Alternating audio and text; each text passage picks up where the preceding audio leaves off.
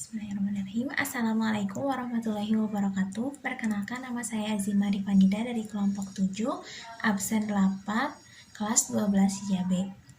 Pada video ini saya akan mempresentasikan dan menjelaskan mengenai praktikum dari mata pelajaran infrastruktur as a service yang sudah saya lakukan selama 2 minggu ini, yang berjudul membangun automation Docker container pada Kubernetes di CentOS 8. Untuk perencanaannya sendiri, kita mengambil latar belakang dari cloud computing. Nah, cloud computing ini adalah suatu paradigma komputasi yang digunakan untuk efisiensi biaya, di mana informasi dan daya komputer dapat diakses dari browser web oleh pelanggan.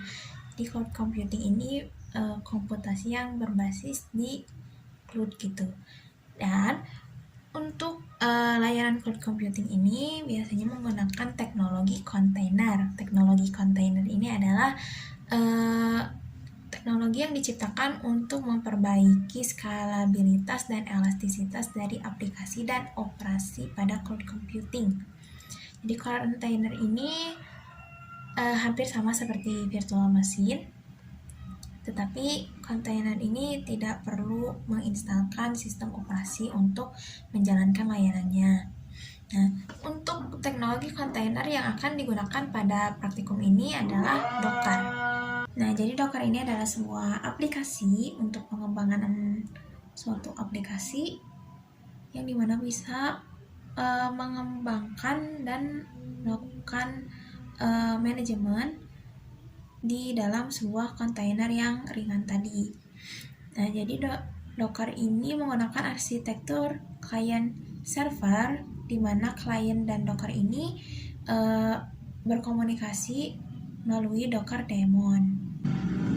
Untuk kebutuhan perusahaan yang sangat besar ini pasti perlu suatu sistem yang dapat memanajemen kontainer-kontainer tersebut, karena di Docker kan hanya untuk membuat kontainernya, tapi kita perlu suatu sistem untuk memanajemen kontainer-kontainer tersebut. Maka dari itu kami menggunakan Kubernetes sebagai aplikasi untuk memanajemen kontainer-kontainer. Kenapa kita memilih Kubernetes? Karena Kubernetes memiliki fitur auto deployment untuk aplikasi yang ada di perusahaan nanti. Sistem operasi yang kami gunakan yaitu CentOS 8.4 dengan catatan menginstal paket-paket tertentu agar Docker dan Kubernetes bisa berjalan. Untuk topologi yang kami gunakan ada 3 server node. 3 server node ini terdiri dari 1 master node dan 2 worker node dengan sistem operasi CentOS 8.4 semuanya. Lalu untuk master node memiliki IP 192.168.43.13. Untuk worker node 1 memiliki IP 192.168.43.225, dan untuk worker node 2 memiliki IP 192.168.109. Jadi worker node adalah tempat atau pusat di mana kontainer-kontainer itu tersimpan. Sementara itu worker node adalah tempat di mana kontainer-kontainer tersebut dijalankan.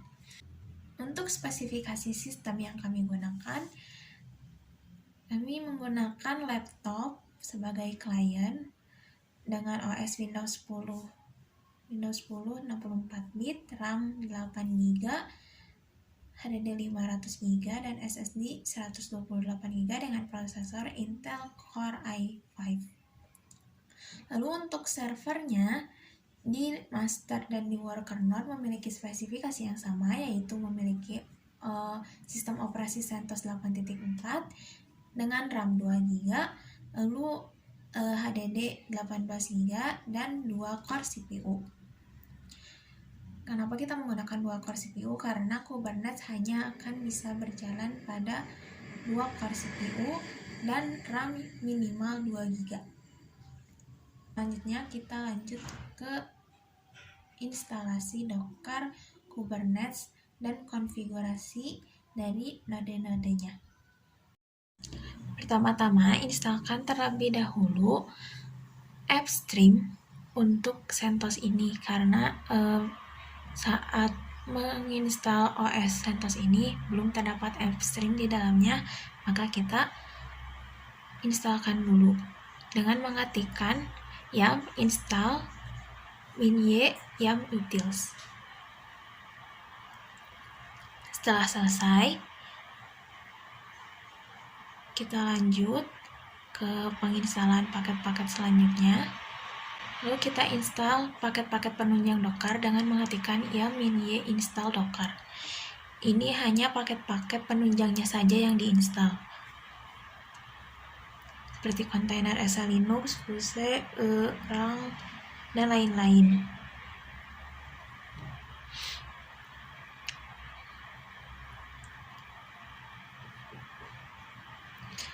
Lalu kita remove podman Docker yang tadi terinstall bersama paket-paket penunjangnya, karena podman Docker ini merupakan Docker yang sudah terinstall secara default pada CentOS, tetapi karena kita memerlukan Docker CE untuk membuat kontainer, maka podman Docker ini perlu dihapus karena nanti akan berkonflik dengan Docker CE. Lalu selanjutnya kita instalkan kontainer SL Linux, karena tadi sebelumnya terhapus bersama dengan podman. Kita perlu kontainer SL Linux ini untuk penunjang kontainer di Docker nanti.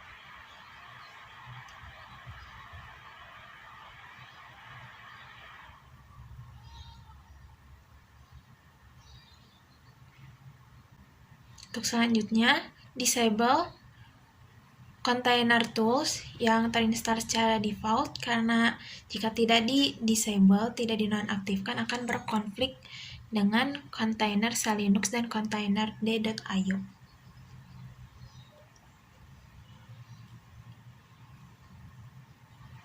Lalu kita lihat paket Docker CE yang sudah ada di Linux ini dengan mengetikkan dnf list docker CE.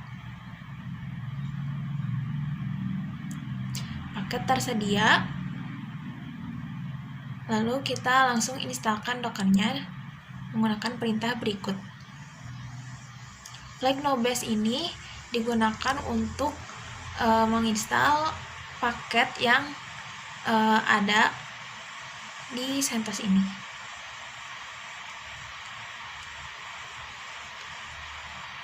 Docker sudah terinstall, maka kita langsung pasang Docker ini pada CentOS-nya.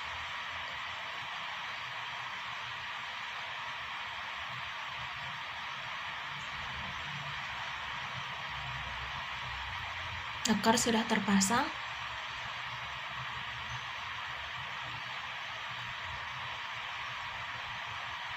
Lalu selanjutnya mulai Docker. Untuk mengecek apakah Docker sudah terinstall, bisa dilihat di Docker version. Jika sudah ada Docker engine, maka Docker sudah dapat digunakan. Status Docker dalam keadaan aktif.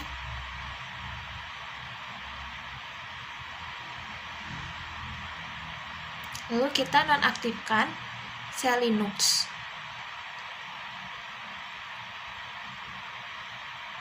Ubah konfigurasi SL Linux dari permissive menjadi disable.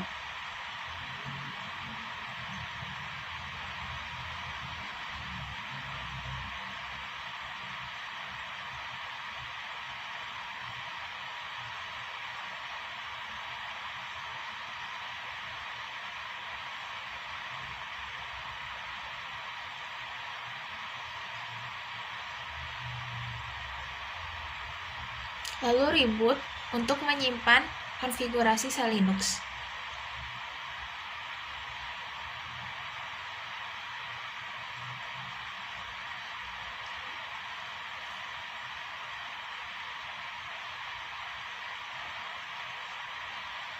Buka lagi terminal, lalu masuk ke root.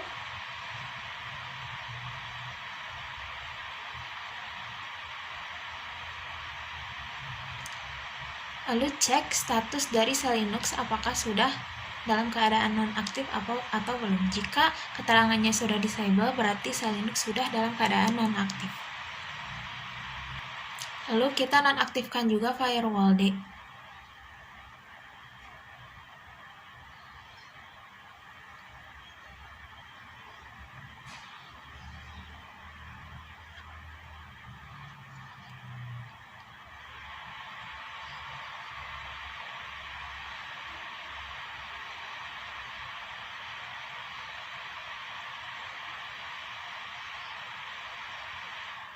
Lalu kita stop firewall ini agar tidak aktif lagi.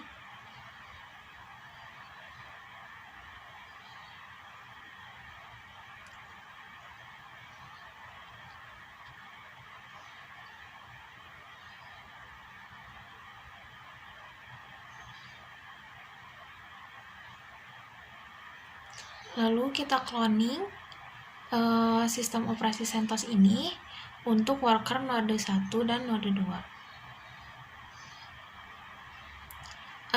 Proses cloning ini juga dapat digunakan setelah kita menginstal Kubernetes.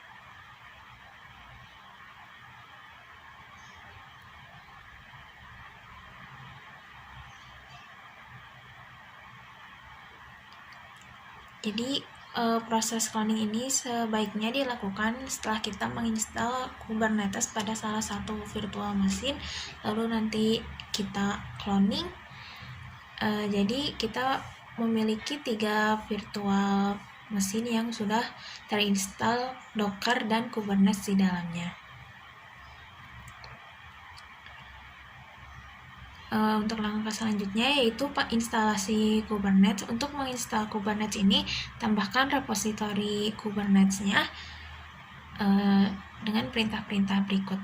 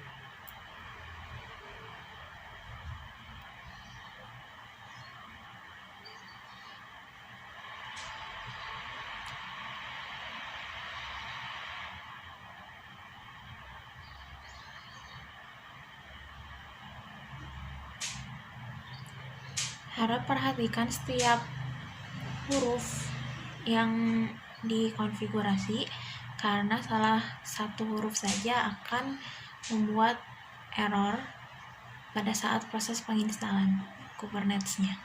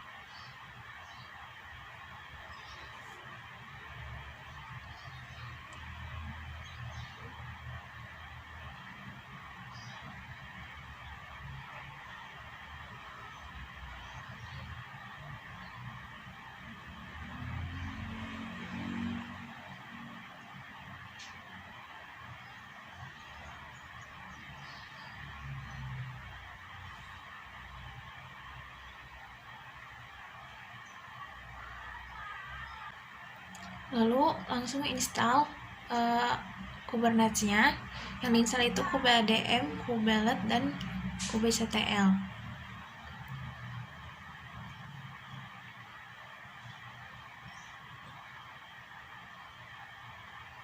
Lalu pasang layanan dari kubelet.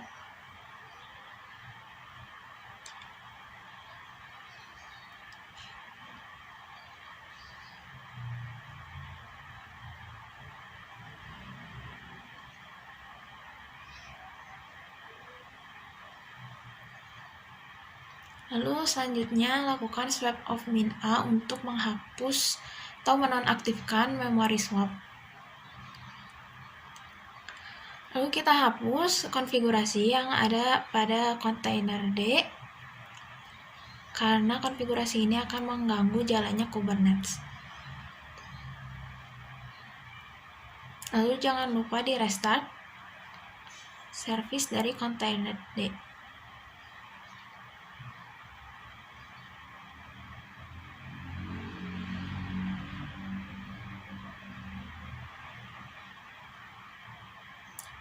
Setelah itu cek kembali apakah Docker sudah benar-benar terinstall. Jika sudah muncul Docker Engine, maka Docker sudah dapat digunakan. Lalu kita inisialisasi master node dengan menggunakan kubedm init dengan argumen-argumennya, yaitu API server, advertise, address. Untuk address yang saya gunakan itu 192.168.43.13 dengan network portnya 192.168.0.0/16.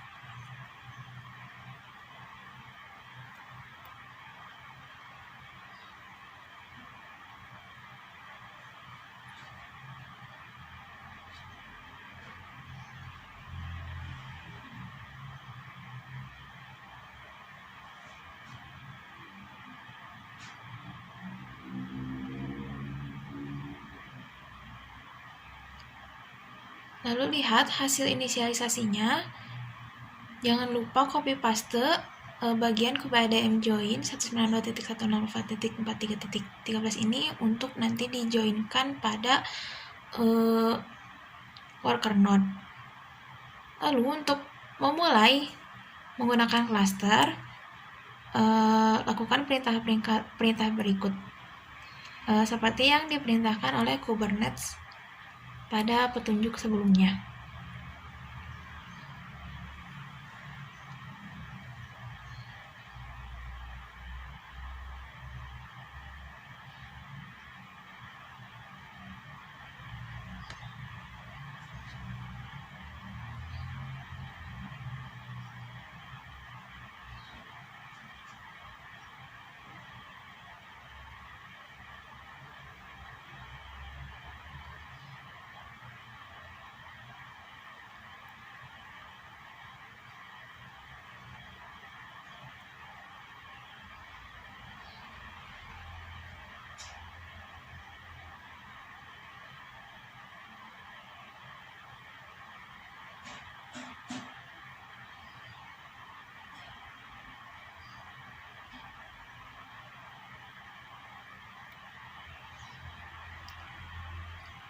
Lalu selanjutnya tambahkan network add-ons. Kami menggunakan project Calico.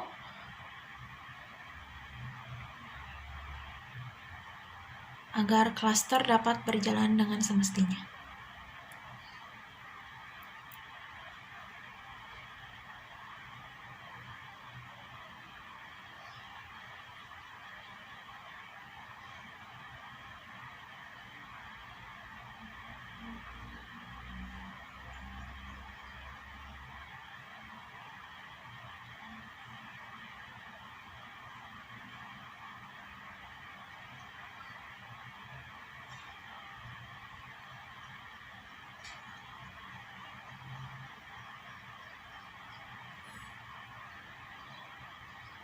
Coba lihat node yang sudah terinstall, yang sudah ada pada cluster.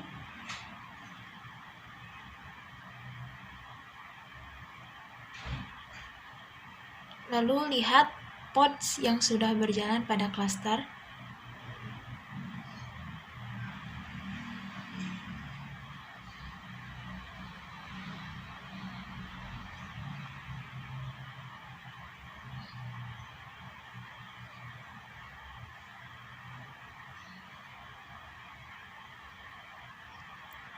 Lalu kita beralih ke worker node. Saya menggunakan remote connection dengan putih karena ada beberapa perintah yang sangat panjang dan perlu di copy paste.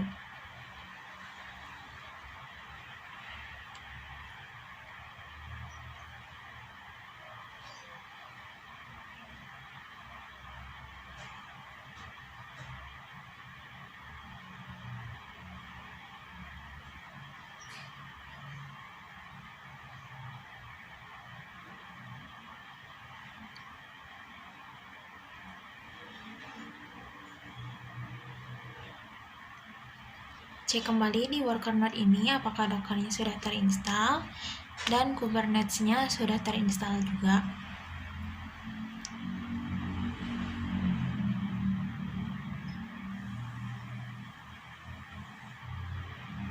Di sini statusnya masih menyambungkan, masih load.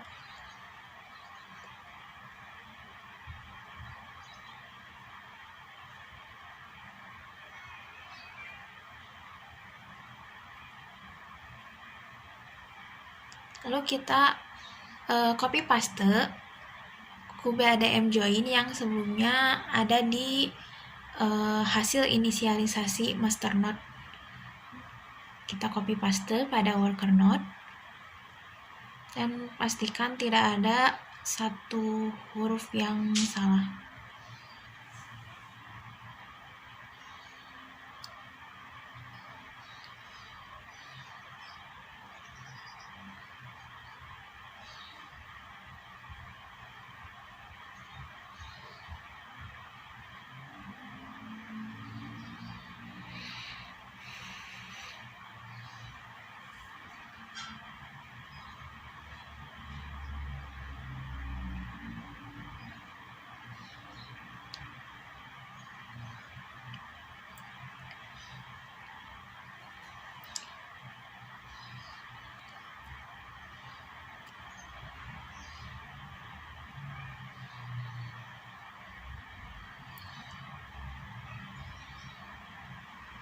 Worker node sudah join ke cluster.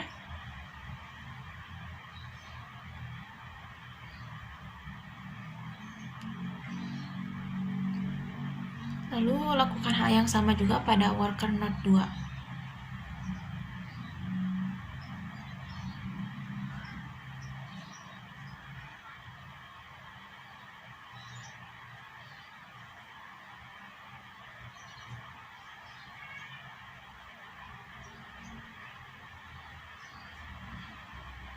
Worker node 2 sudah join ke cluster.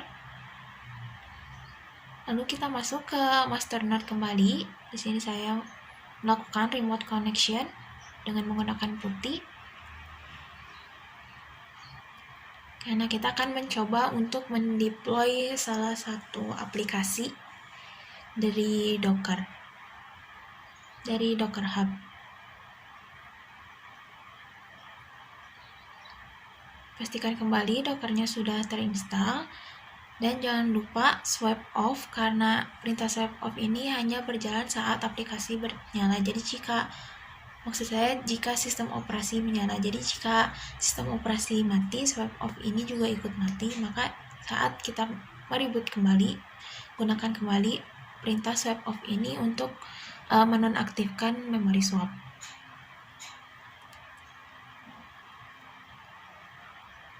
Lalu jangan lupa juga lihat status Kubernetes.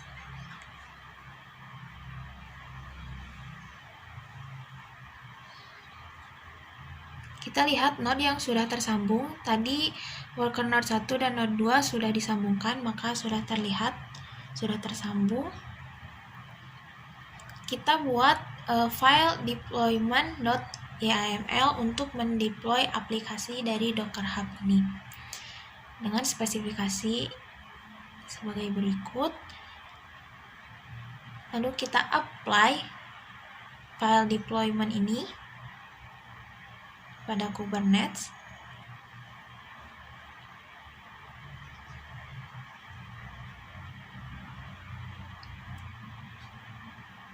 Aplikasi sudah terbuat.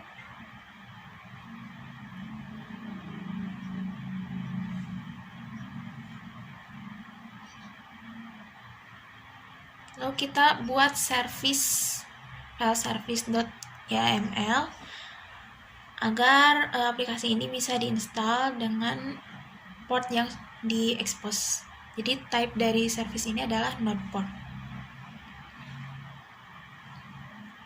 Lalu kita apply juga file service ini ke Kubernetes.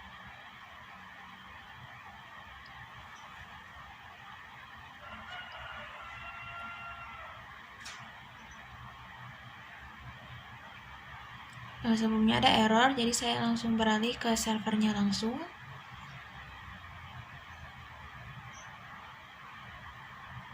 Tapi sebelumnya saya ingin melihat apakah aplikasi yang tadi sudah di-deploy sudah ada di Kubernetes, dan ternyata sudah ada, yaitu app-php.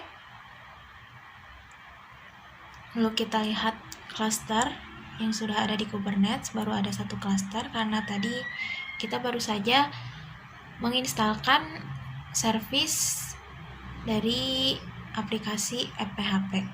Setelah diinstal, maka kita cek lagi apakah clusternya sudah ada.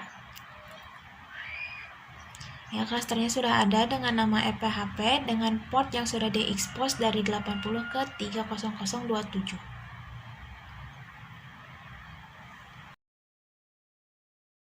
Berdasarkan hasil praktikum yang saya lakukan bersama kelompok 7, dapat disimpulkan bahwa pembuatan aplikasi untuk deployment di Kubernetes dapat dilakukan, dibuktikan dengan adanya satu port yang berisi kontainer, yaitu port yang bernama app-php. Tetapi untuk web tersebut belum bisa digunakan atau belum bisa diakses karena web tersebut masih berupa pengembangan, masih butuh pengembangan lebih lanjut, atau mungkin perlu di hosting agar bisa diakses di luar server cluster. Untuk spesifikasi server sendiri sangat berpengaruh terhadap kinerja Kubernetes. Semakin tinggi spesifikasinya, semakin cepat pula jalannya Kubernetes. Bandwidth jaringan juga sangat berpengaruh, jadi jika koneksi internetnya sangat bagus, memudahkan untuk proses deployment aplikasi ke Kubernetes. Mungkin sekian dari saya, mohon maaf bila ada kesalahan. Terima kasih atas perhatiannya. Wassalamualaikum warahmatullahi wabarakatuh.